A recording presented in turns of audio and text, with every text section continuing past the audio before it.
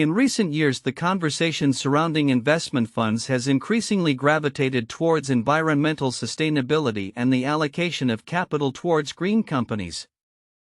As the urgency to address climate change intensifies, investors are reassessing where their money is directed, with a notable shift towards businesses that prioritize sustainable practices.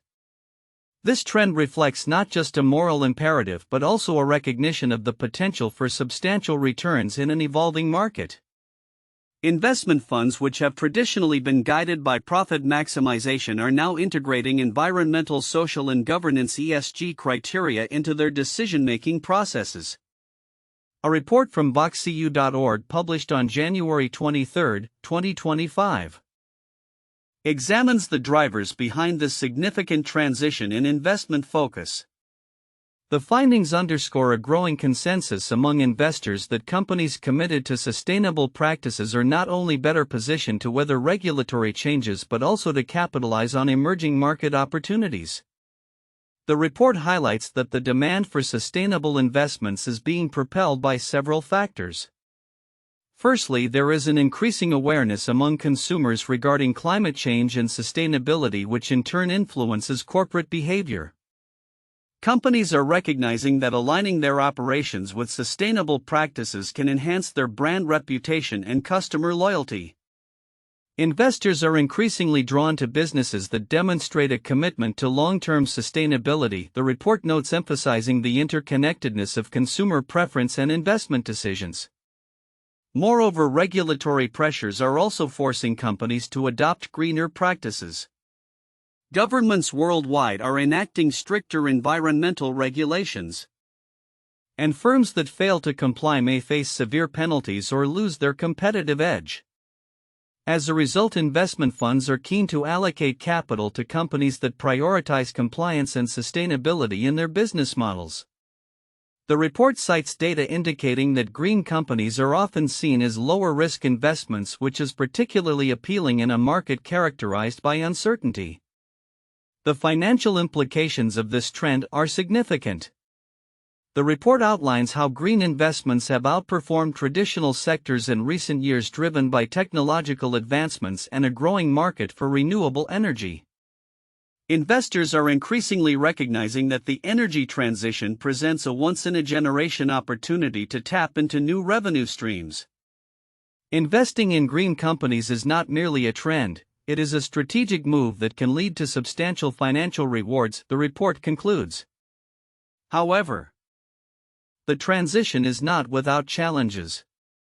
There is ongoing debate about the genuine impact of green investments and whether they truly deliver on their promises of sustainability and profitability. Critics argue that some companies may engage in greenwashing, where they exaggerate their environmental efforts to attract investment. This concern emphasizes the need for rigorous standards and transparency in reporting the environmental impact of businesses. Looking ahead, the trajectory of investment funds towards green companies appears set to continue. As the global economy increasingly integrates sustainability into its fabric, investors who adapt to this shift will likely find themselves at the forefront of a dynamic marketplace. The interplay of consumer demand, regulatory frameworks, and financial performance will be crucial in shaping the future landscape of investment. In conclusion, as the world grapples with the pressing challenges of climate change and sustainability, investment funds are recalibrating their strategies to align with green principles. This evolution reflects a broader recognition that environmental responsibility can drive financial performance, creating a win-win scenario for investors and the planet alike. As we move forward, the ongoing dialogue between sustainability and profitability will undoubtedly continue to evolve, shaping the investment landscape for years to come. As the world gears up for the 151st Kentucky Derby set to take place on May 3, 2025, excitement is already building for one of the most prestigious events in horse racing. Known as the Run for the Roses, the Derby will unfold at the iconic Churchill Downs in Louisville, Kentucky, a venue steeped in tradition and history, with a legacy that dates back to 1875.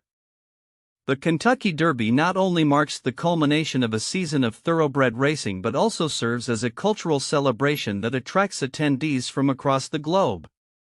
This year's Derby promises to be more accessible than ever thanks to a renewed partnership between NBC Sports and Churchill Downs, which will ensure comprehensive coverage across multiple platforms including NBC Peacock and USA Network. This partnership extending through 2032 aims to bring the excitement of the Derby and its associated events such as the Kentucky Oaks into the homes of millions. While the precise programming details are yet to be announced, fans can expect a seamless viewing experience. The anticipation surrounding the event is palpable, with ticket sales already reflecting high interest. For those looking to attend, ticket prices vary widely, ranging from $105 for infield access to $705 for reserved seating that includes access to both the Oaks and Derby. However, many of the tickets have already sold out, underscoring the Derby's popularity and the demand for this quintessential American experience. As the date approaches, various events will lead up to the Derby itself, starting with Derby Week, which kicks off on April 26, 2025. This week-long celebration includes numerous activities such as opening night, a themed gala inspired by The Great Gatsby, and special mornings at Churchill Downs where fans can watch Derby contenders warm up. Notably, the Kentucky Oaks, a race exclusively for 3-year-old fillies, will take place a day prior to the Derby on May 2, giving fans another exciting race to look forward to. In the midst of this excitement, the 2024 Kentucky Derby winner, Mystic Dan, will be remembered as he etched his name in Derby history by taking the crown at 18-1 odds. His thrilling victory over rivals Sierra Leone and Forever Young in front of over 156,000 spectators serves as a reminder of the unpredictability and drama that make the Derby so captivating. As for the betting aspect, the Derby offers a range of wagering options. Traditional bets include win, place, and show, but for those looking for bigger payouts, more complex bets like exactas, trifectas, and superfectas come into play. The allure of potentially winning big adds to the Derby's excitement, drawing in both seasoned gamblers and casual fans looking to partake in the festivities. With preparations well underway and the world watching, the Kentucky Derby is not just a race, it is a vibrant celebration of thoroughbred racing, fashion, and community spirit. As the event draws closer, the anticipation is sure to grow, making May 3, 2025 a date marked on calendars across the nation. As fans finalize their outfits and plans, the Derby promises to deliver unforgettable moments and thrilling competition, continuing its legacy as the most exciting 2 minutes in sports. In a move that has sparked controversy and debate, President Donald Trump recently issued an executive order that could redefine geographic names across the United States. Among the most notable changes is the proposal to rename the Gulf of Mexico to the Gulf of America, a shift that has left mapmakers, educators, and international leaders grappling with its implications. The ramifications of this directive extend beyond mere nomenclature. They touch upon deep-rooted issues of identity, representation, and the politics of geography. The Gulf of Mexico, long recognized for its vital role in shipping and tourism, has borne its name for over 4 centuries. Trump's declaration, which aligns with his America First policy, reflects a broader trend of nationalism that seeks to emphasize American identity in the face of globalization. However, this renaming has ignited a flurry of reactions, from bemusement to skepticism. Mexican President Claudia Sheinbaum quipped that if the Gulf of Mexico were to be renamed, perhaps Mexico should consider renaming North America to Mexican America, underscoring the absurdity of such changes in a global context. The significance of names cannot be understated, particularly when one considers how they shape our understanding of geography and history.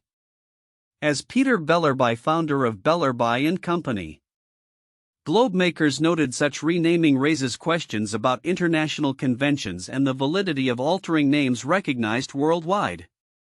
If, for instance, he wanted to change the Atlantic Ocean to the American Ocean, we would probably just ignore it, Bellerby remarked, highlighting the potential for confusion and disregard within the cartography community. The political nature of mapmaking is further complicated by the historical context of names. For example, the mountain formerly known as Mt. McKinley was officially renamed Denali in 2015, a title preferred by Alaska natives that honors the indigenous heritage of the region. The debate over these names often reflects larger cultural and political tensions, as seen in the case of the South China Sea or the Persian Gulf, where different nations adhere to conflicting nomenclature based on their historical and territorial claims. Trump's executive order titled Restoring Names That Honor American Greatness aims to promote the extraordinary heritage of our nation. Yet the practicality of such a renaming raises questions about its acceptance and implementation.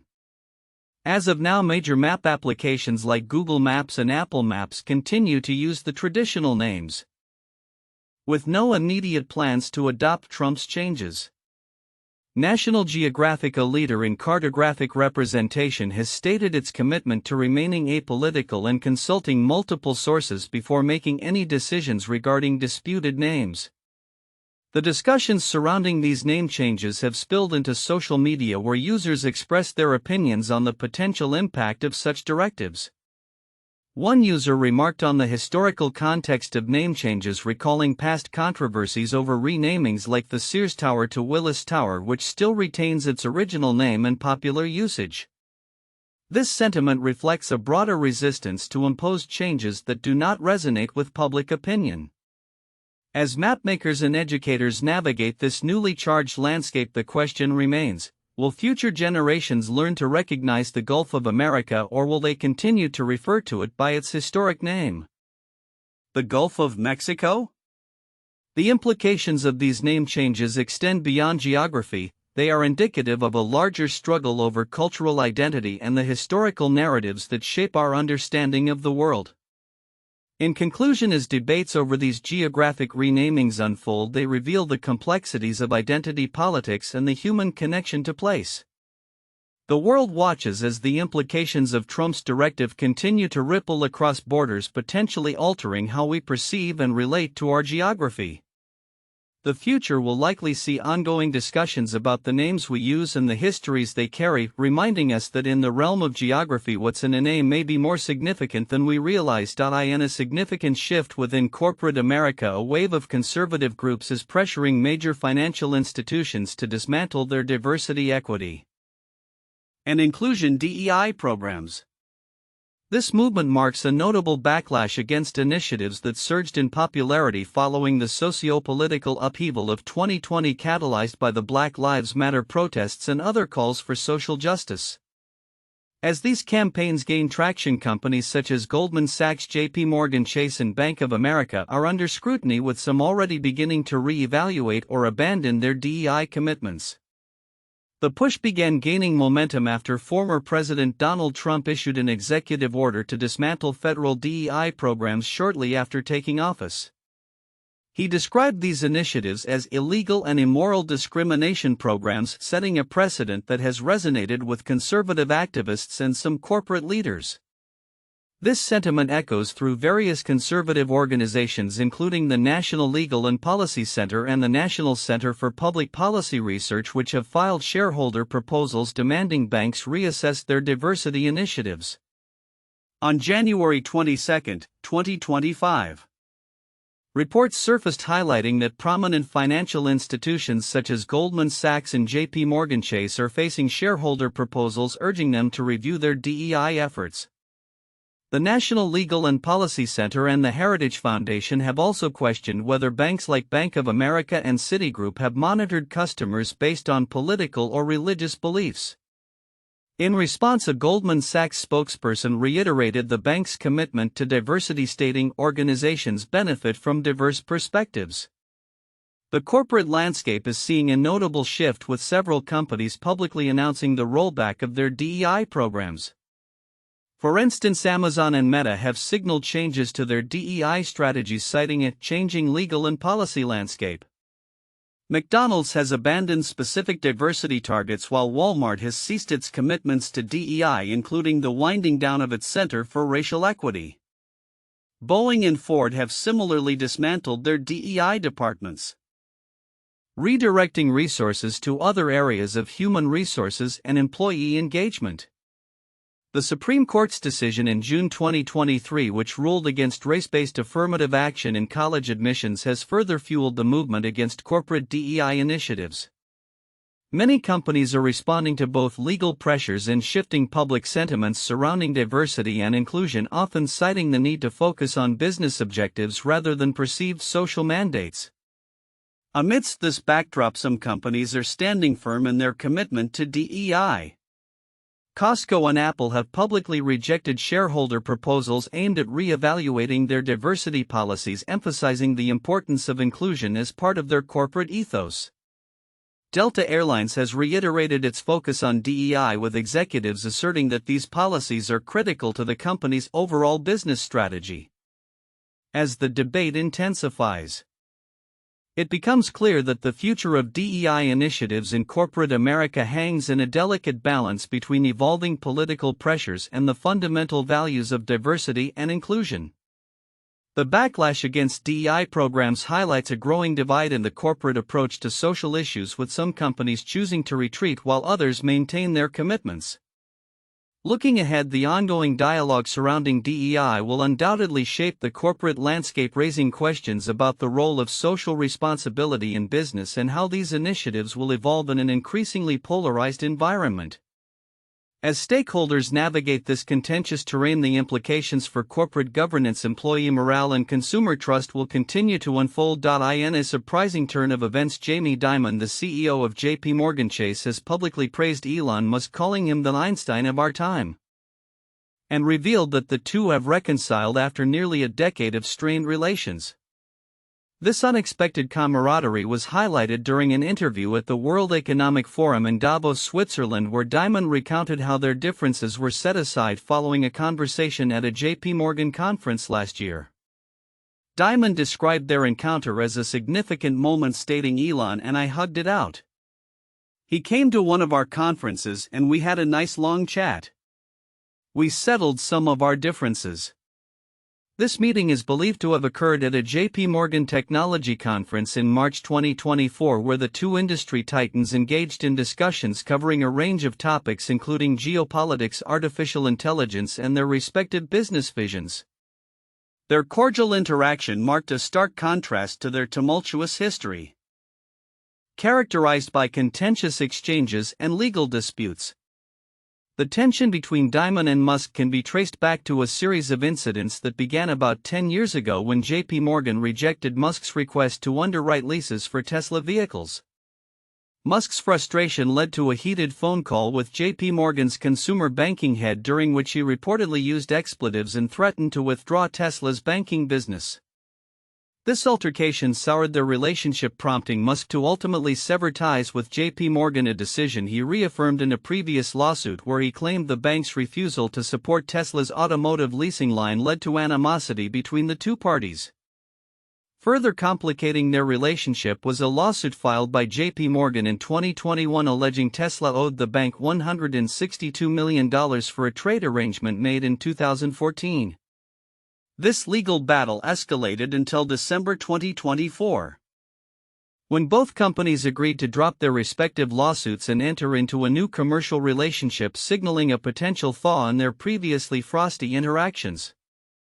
Now, with the air cleared, Dimon has expressed a desire to support Musk's ventures. "I'd like to be helpful to him and his companies as much as we can," he remarked, indicating a willingness to foster collaboration rather than competition. This shift in dynamic could have significant implications for both companies as they navigate the complexities of the financial and technological landscapes. As Musk continues to expand his influence, particularly with his involvement in government initiatives, Dimon's support could prove valuable. "Government needs to be more accountable, it needs to be more efficient. It should be outcomes-based," Dimon stated, extending his best wishes to Musk as he takes a more active role in the Biden administration's Efficiency Advisory Department.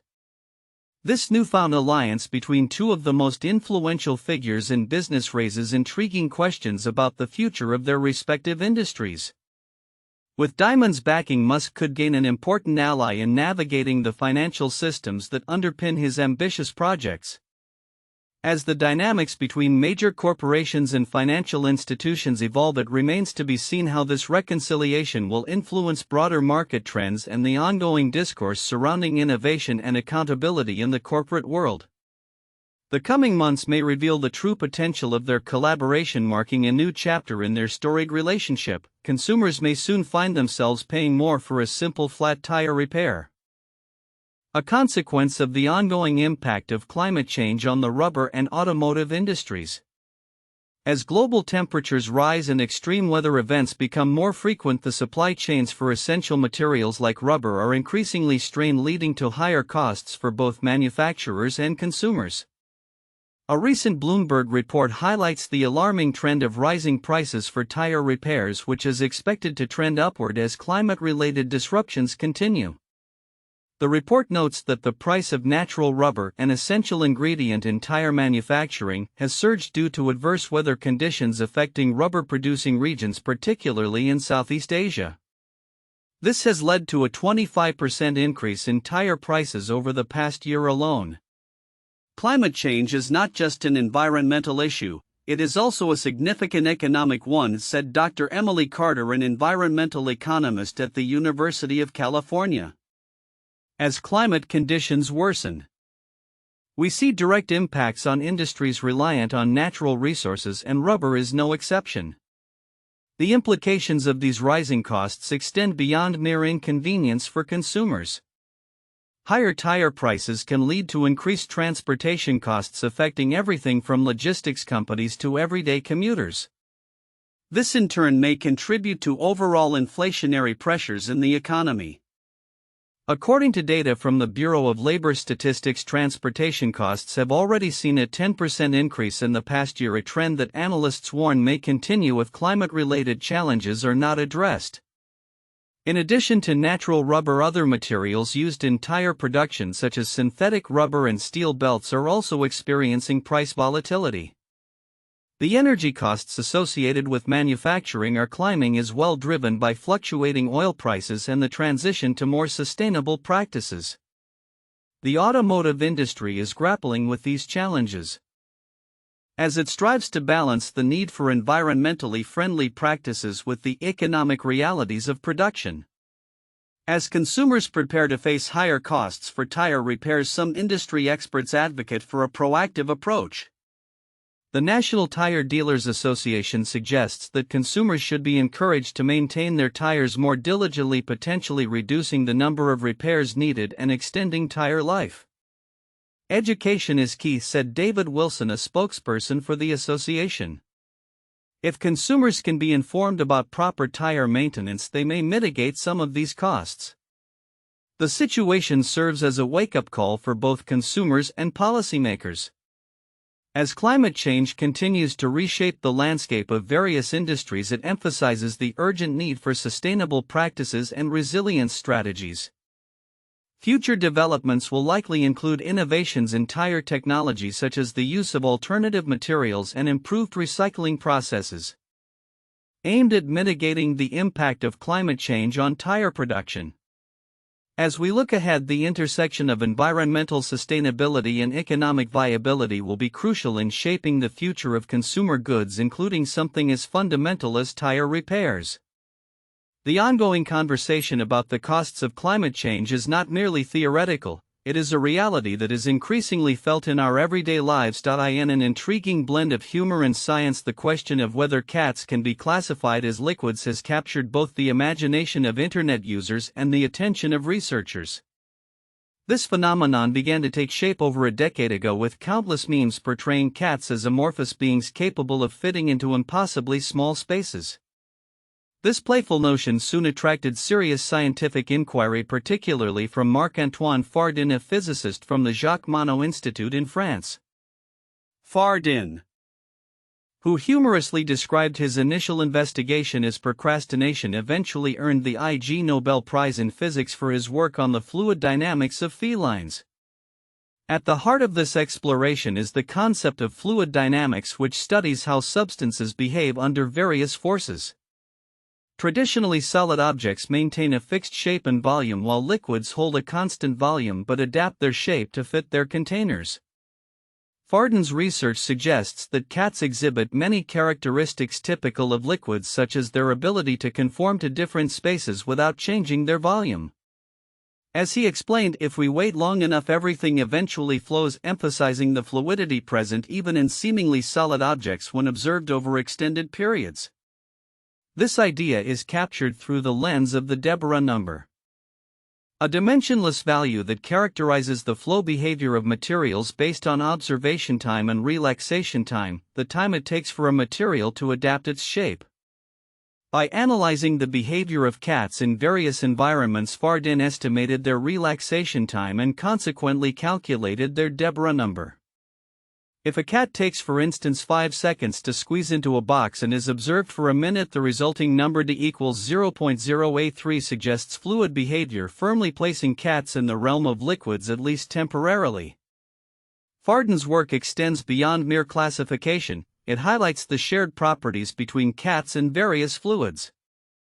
For example, cats exhibit yield stress, meaning they require a specific force to begin moving out of a container, similar to ketchup in a bottle.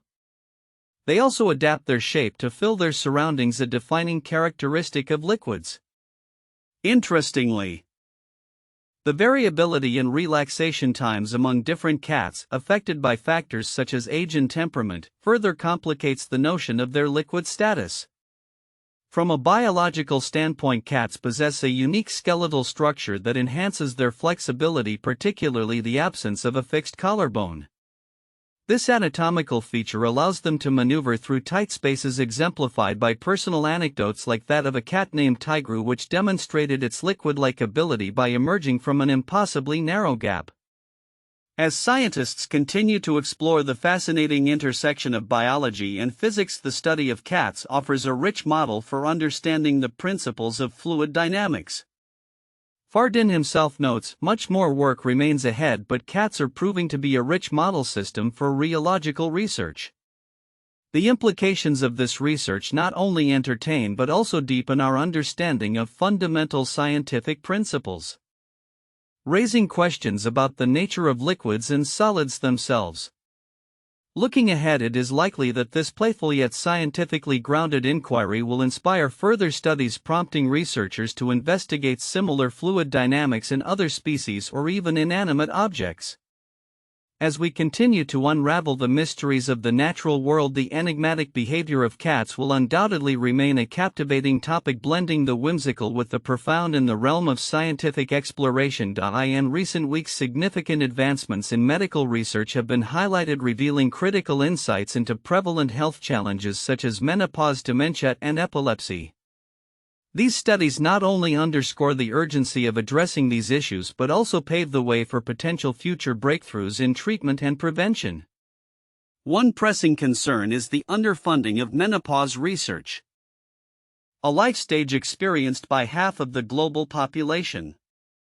A recent inquiry by Nature into the priorities of major health research funders has shown a glaring lack of investment in this area.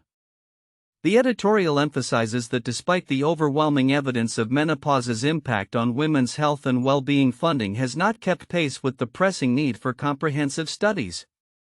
It's time to change that, asserts the editorial, which calls for a concerted effort from health agencies and organizations to address this oversight. As society shifts toward recognizing women's health issues more broadly, the hope is that increased funding will lead to more effective treatments and support systems for women navigating menopause. On a related note, the alarming rise in dementia cases, particularly among Generation X and Black Americans, has prompted further investigation into preventative measures. A study published in Nature Medicine predicts that the number of dementia cases will double by 2060, with new cases among Black communities expected to nearly triple. Dr. Annalisa DeBrew from the University of Virginia, an expert in geriatric neurology, highlighted the disparities in healthcare access as a significant factor contributing to this crisis. She stresses the importance of early intervention strategies, including regular hearing evaluations and lifestyle changes such as exercise, managing cardiovascular health, and maintaining social engagement. There is no cure for dementia, but we have new treatments that slow progression, she noted, emphasizing the critical nature of addressing risk factors now to mitigate future impacts. Further illuminating the complexities of neurological disorders, researchers at the University of California, San Diego have made groundbreaking strides in understanding GABA receptors, which play a pivotal role in brain communication. Their study, published on January 22, 2025, reveals the intricate assembly of these receptors in human brain tissue, offering new insights into how they function and interact with various drugs. Lead author Jojo explained, this research helps explain how the brain's brakes work, elucidating the mechanisms that allow neurons to slow down or stop firing. By mapping these receptors, the researchers hope to enhance treatment options for conditions such as epilepsy, anxiety, and insomnia, potentially improving the quality of life for millions. As these studies collectively highlight, the need for increased funding and research in areas affecting large segments of the population is critical. The call for more comprehensive menopause research, the proactive measures against dementia, and the detailed understanding of brain receptors all point toward a future where tailored treatments could significantly alter health outcomes. As we advance, the hope is that these combined efforts will lead to a more robust understanding of women's health, mental health, and neurological disorders, ultimately fostering a healthier society. The road ahead is promising, yet it requires sustained commitment and collaboration from the scientific community and health organizations worldwide. As organizations prepare to navigate the complexities of a post-pandemic world, 2025 promises to be a pivotal year in shaping the future of work. The interplay of technological advancements, evolving workforce dynamics, and heightened expectations from stakeholders is creating a landscape that demands significant adaptation.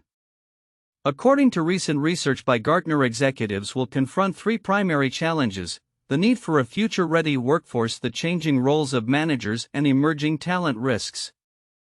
Within this context, 9 trends are expected to emerge that will fundamentally alter how companies operate and engage their employees. One of the most pressing issues is the impending loss of expertise as a significant proportion of the workforce approaches retirement age. In 2025, many seasoned professionals will exit the labor market, leaving behind a knowledge gap that organizations must address. With artificial intelligence (AI) automating tasks traditionally performed by entry-level roles, the challenge becomes how to cultivate the next generation of experts. A Gartner survey indicates that 60% of employees feel they are not receiving the necessary on-the-job training, underscoring the urgent need for companies to adopt innovative knowledge-sharing practices. Solutions include dedicated knowledge management teams that distill expertise into accessible micro-learning formats, ensuring that critical skills are passed on effectively. Furthermore, companies are expected to restructure their operations to harness the full potential of AI and other technological innovations. Many leaders recognize that existing organizational structures may inhibit growth and adaptability. In response, organizations may adopt flatter hierarchies and centralized functions, emphasizing agile learning practices that encourage cross-functional collaboration.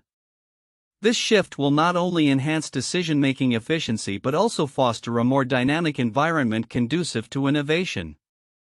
In light of declining satisfaction with workplace collaboration evident in a Gartner survey where only 29% of employees expressed contentment, companies are likely to explore NudgeTech, a suite of AI-driven tools designed to improve communication and collaboration. By personalizing interactions based on individual preferences, these tools aim to bridge the growing gaps in teamwork and restore a sense of cohesion among employees. As the role of managers evolves, employees are increasingly looking to AI for fairness in workplace evaluations. Research suggests that many employees perceive algorithms as less biased than their human counterparts, leading to a growing acceptance of AI in performance assessments. While managers will retain ultimate decision-making authority, AI tools are poised to take on a more substantial role in providing real-time feedback and performance insights. The integration of AI into the workplace presents both opportunities and challenges when it comes to retaining high-performing employees. As AI tools can mask the contributions of mediocre performers, organizations must redefine what constitutes high performance. This may necessitate new frameworks for evaluating employee contributions, ensuring that true talent is recognized and rewarded appropriately. Amid these shifts, a renewed focus on inclusion and belonging is set to take center stage. As organizations pivot from traditional diversity, equity, and inclusion (DEI) strategies, the emphasis will be on creating an inclusive culture that fosters a sense of belonging for all employees. Companies that succeed in cultivating positive work environments are likely to see enhanced hiring, retention, and innovation outcomes. However, the rise of AI also brings with it emerging talent risks. Organizations that prioritize an AI-first approach may inadvertently hinder productivity as they grapple with the complexities of integrating new technologies. As such, a human-centric perspective on AI governance is essential, ensuring that employee feedback informs the adoption of new tools and workflows. Compounding these challenges is the increasing recognition of loneliness as a significant business risk. With a notable decline in employee satisfaction regarding workplace interactions, organizations will need to actively foster connections among employees. Initiatives may include structured opportunities for collaboration and even stipends for social activities, reinforcing the importance of interpersonal relationships in the workplace. Finally, as employee activism gains momentum, organizations must be prepared to engage with their workforce in shaping the norms around AI usage. With employees advocating for responsible AI practices, companies that embrace collective input in their AI strategies will not only enhance employee satisfaction but also ensure a more ethical integration of technology into their operations. While the trends outlined present a complex array of challenges, they also offer significant opportunities for companies willing to adapt. As executives evaluate which trends will most impact their organizations, a proactive approach will be essential to leverage emerging dynamics for competitive advantage. The landscape of work is evolving rapidly, and those who can navigate these changes effectively will be better positioned for success in the years to come. As we look toward 2025 and beyond, the ongoing dialogue around these trends will shape the future of work and redefine the employer-employee relationship in unprecedented ways. In an era where technological advancements are reshaping industries, a critical conversation is emerging around the standards governing work in America. A recent article from Fast Company highlights how these standards are detrimental to employees, underscoring the pressing need for reform. As companies increasingly prioritize productivity and profitability, many workers find themselves caught in a relentless cycle of overwork, burnout, and dissatisfaction. The article argues that the traditional 40-hour workweek, once seen as a standard for fair labor, has become a double-edged sword. While it was designed to promote a work-life balance, the reality for many employees today is starkly different. The pressure to meet ever-increasing demands often leads to longer hours and diminished personal time. This phenomenon, exacerbated by the rise of remote work, has blurred the boundaries between professional and personal life, leaving many feeling overwhelmed and undervalued. Americans are working longer hours than ever before, and it's taking a toll on their mental health, says a workplace expert quoted in the article. The statistics are staggering. A recent survey indicated that nearly 60% of employees reported feeling burnt out at work, a figure that has been steadily rising in recent years. The implications of such burnout extend beyond individual well-being, impacting overall workplace productivity and morale. Moreover, the article points out the cultural shift towards glorifying overwork, a mindset that equates busyness with success. This narrative has permeated corporate environments where the expectation to be constantly available has become the norm. We need to change the conversation around work, advocates a labor rights activist, emphasizing the importance of prioritizing employee well-being over mere productivity metrics. The consequences of these work standards are multifaceted. Companies that fail to address employee burnout risk high turnover rates, which can be financially detrimental. Research shows that replacing an employee can cost a company up to 200% of their annual salary. Additionally, a disengaged workforce often leads to decreased innovation and creativity, stifling potential growth. As the discourse continues, there is a growing call for policy changes that would better protect workers' rights. Advocates are pushing for measures such as mandatory paid leave, flexible work hours, and mental health support. It's time for us to redefine what success looks like in the workplace, says a corporate wellness consultant, urging businesses to adopt a more holistic approach that values employee health as a core component of their business strategy.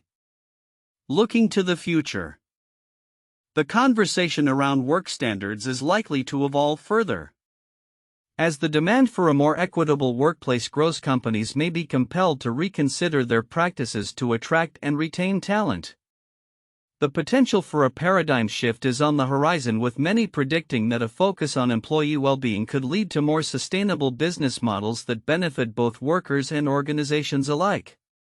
In conclusion, the current trajectory of America's work standards presents both challenges and opportunities. As the conversation gains momentum, it is crucial for businesses, policymakers, and employees to collaborate on creating a more balanced approach to work that prioritizes mental health and well-being. The future of work may very well depend on it. As Donald Trump embarks on his second term in the White House, the political landscape is poised for significant changes that may redefine the nature of governance in the United States. The early signs indicate a stark departure from his first term, with a renewed emphasis on loyalty over expertise and a systematic dismantling of institutional checks that have traditionally upheld the functioning of the federal government. This shift, characterized by what political analysts Russell Muirhead and Nancy L. Rosenblum term ungoverning, raises critical questions about the future effectiveness of the administration and its implications for American democracy. In the wake of his inauguration, Trump has already begun to implement changes that reflect his intent to fortify his control over the administrative state. Central to his strategy is the reinstatement of Schedule F, a controversial employment classification that strips civil servants of long-standing protections, enabling the president to dismiss them at will. Trump's rationale for this move stems from his belief that a so-called deep state sabotaged his first term and thwarted his agenda. "I picked some people I shouldn't have picked," Trump lamented during a recent podcast appearance, highlighting his discontent with his earlier appointments. This time he appears determined to surround himself with individuals who demonstrate unwavering loyalty, rather than those equipped with the experience necessary for effective governance. Reports indicate that the administration's transition team is rigorously vetting potential appointees based on their views regarding the January 6 Capitol attacks and the legitimacy of the 2020 election results. Those who express skepticism about Trump's claims of electoral fraud or condemn the violence of January 6 are likely to be disqualified from consideration for government roles. This focus on loyalty rather than capability not only threatens to undermine the effectiveness of governance but also risks eroding the expertise and institutional knowledge that are vital for sound policymaking. Muirhead and Rosenblum argue that this approach to governance is both radical and unprecedented in American history. Unlike previous administrations that sought to streamline bureaucratic processes, Trump's approach represents a fundamental shift towards an anti-administration ethos that prioritizes personal allegiance over professional competence. Experts in various fields are being sidelined, and the processes necessary for informed decision-making are being bypassed. This trend of ungoverning ultimately weakens the government's capacity to respond effectively to national challenges. The implications of this shift extend far beyond the walls of the White House. Trump's prioritization of personal loyalty could lead to decisions that are not grounded in reliable data or expert advice, creating a governance style that is reactive rather than strategic. As history has shown, effective governance relies on the ability to gather accurate information, analyze complex issues, and implement policies that benefit the public. The degradation of these capabilities could have lasting consequences, as the government may become increasingly erratic and incapable of addressing critical issues such as public health, national security, and economic stability.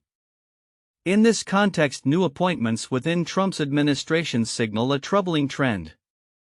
Individuals like Tom Homan, who are known for their commitment to Trump's policies on immigration, exemplify a broader strategy that favors ideological alignment over practical expertise. Critics argue that this approach may hinder the administration's ability to translate Trump's ambitious agendas into effective actions, as it lacks the nuanced understanding necessary for complex policymaking. Moreover, the potential for chaos within the government could lead to a public backlash against ungoverning practices. Democrats and many independents may welcome a less effective administration, but the broader implications for governance are concerning. The reliance on a personalist model could foster an environment of fear and uncertainty within federal agencies, leading to disengagement and morale issues among civil servants who feel they are under constant threat of dismissal.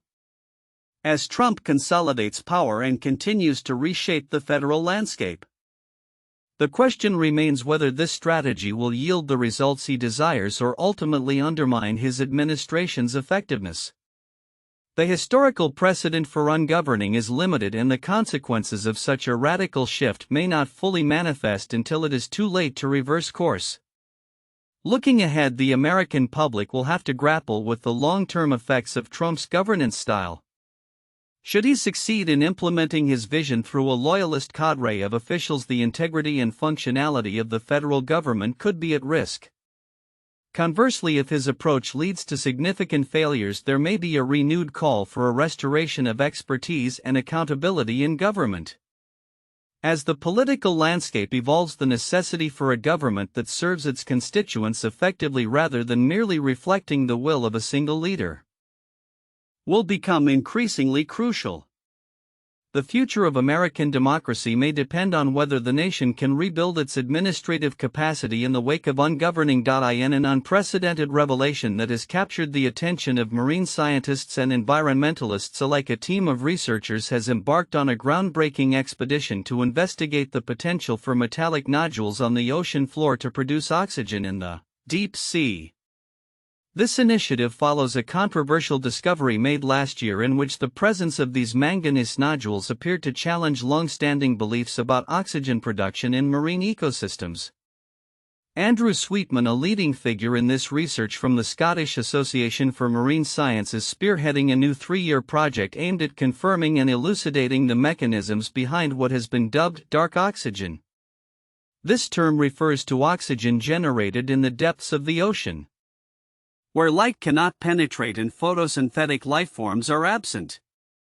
Sweetman expressed his determination to provide definitive evidence of this phenomenon, stating, "We know that it's going on, and what we need to now do is show it again and then really start getting at the mechanism." The initial findings, which garnered significant media attention last July, indicated that areas rich in these nodules exhibited rising oxygen levels, leading Sweetman and his team to propose that these nodules could act as geobatteries. By generating an electric current, they could potentially split water molecules into hydrogen and dark oxygen independent of photosynthetic processes. This revelation has not only sparked intrigue but also controversy, as it contradicts the prevailing understanding that oxygen production in marine environments relies solely on photosynthetic organisms. However, the discovery has not been without its critics. Notably, the metals company TMC, a deep-sea mining firm, has raised significant doubts about the validity of Sweetman's findings. TMC's CEO Gerard Barron has publicly stated that the claims are completely unsupported and characterized the research methodology as flawed. He emphasized the need for rigorous evidence, remarking, "Extraordinary claims require extraordinary evidence. We're still waiting." Such skepticism is compounded by concerns surrounding the implications this research could have on the burgeoning deep-sea mining industry, which aims to exploit these nodules for precious metals essential for the green energy transition. In light of the scrutiny, Sweetman is resolute in defending his research. He acknowledges the personal toll the controversy has taken, describing the experience as extremely tiring and stating that the online backlash has been challenging to navigate. In response to TMC's criticisms, he plans to issue a formal rebuttal reinforcing his commitment to transparency and scientific integrity. The new research project. funded by a £2 million grant from the Nippon Foundation, will involve advanced lander technology capable of reaching depths of up to 12,000 meters, double the depth previously studied. The first of 3 planned expeditions is set to commence in January 2026 from San Diego, California. During these expeditions, the team will collect water and sediment samples to measure changes in oxygen concentrations and to test for hydrogen, which would corroborate the hypothesis of seawater electrolysis occurring in these nodule-rich areas. Sweetman remains optimistic about his team's prospects, asserting, "I know it's happening. We have found this now in 6 places. I know we are going to find it." The subsequent expeditions will not only aim to confirm dark oxygen production but also to investigate the microbial and electrochemical processes that may facilitate it, marking a pioneering effort in deep-sea research. As the team prepares for their expeditions, they are aware of the broader implications their findings could have on deep-sea mining practices. The industry is currently in a state of limbo, awaiting the International Seabed Authority to finalize regulations governing mining activities. Sweetman urges caution, calling for a moratorium on mining until a deeper understanding of the ecological roles of dark oxygen production is achieved. "All we are asking for is a little more time to go out and try to figure out what is going on," he stated. This research not only holds the potential to reshape our understanding of deep-sea ecosystems but also carries significant implications for environmental conservation and resource management. As scientists delve deeper into the mysteries of the ocean's depths, the quest for knowledge continues to intersect with economic interests, highlighting the need for a balanced approach to our planet's resources. The coming years promise to shed further light on these enigmatic processes, with the potential to transform our understanding of life in the oceanic abyss.